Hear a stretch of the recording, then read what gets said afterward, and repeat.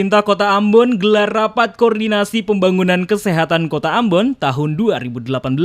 Rapat Koordinasi Pembangunan Kesehatan Kota Ambon tahun 2018 dihadiri langsung oleh Wakil Wali Kota Ambon Syarif Hadler, Sekretaris Kota Ambon Agela Tuheru bersama beberapa kepala SKPD di lingkup Kota Ambon. PLT Kepala Dinas Kesehatan Kota Ambon, Wendy Pelupesi, dalam sambutannya mengatakan guna mewujudkan visi dan misi Wali Kota dan Wakil Wali Kota Ambon 2017-2022.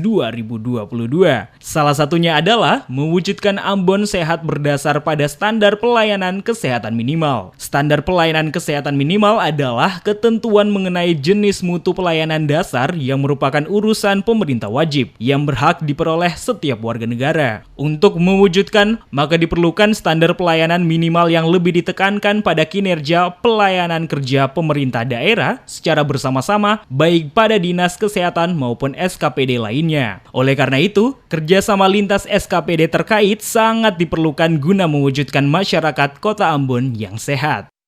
Keberhasilan pembangunan kesehatan itu sangat ditentukan oleh kesinambungan antar upaya program dan sektor, juga dukungan dari lintas sektor terkait yang hadir bersama-sama dengan kami pada saat ini.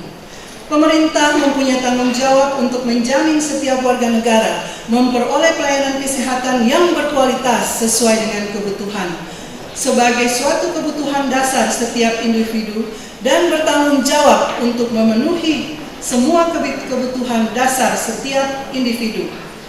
Sementara itu, Wakil Wali Kota Ambon Syarif Hadler usai kegiatan kepada DMS Media Group mengatakan untuk membangun Kota Ambon harus dimulai dari kesehatan masyarakat. Oleh karena itu, rapat koordinasi ini sebagai langkah awal untuk membangun koordinasi bersama dengan melibatkan seluruh SKPD terkait, sehingga pembangunan pada bidang kesehatan terintegrasi secara baik. Sesuai amanat undang-undang, kata Syarif Hadler, jika standar pelayanan kesehatan pada satu wilayah atau daerah dinyatakan kurang baik, maka bukan dinas kesehatan yang diberi sanksi, tetapi langsung menjadi tanggung jawab kepala daerah, hingga bisa pada pemberhentian dari jabatan selaku kepala daerah. Hal yang paling penting adalah bahwa undang-undang atau impres sudah mengamanatkan bahwa kalau pelayanan standar minimal ini tidak bagus di bidang kesehatan, bukan dinas kesehatannya yang ditegur, bukan kepala dinas yang ditegur, tapi yang tegur itu adalah kepala daerahnya.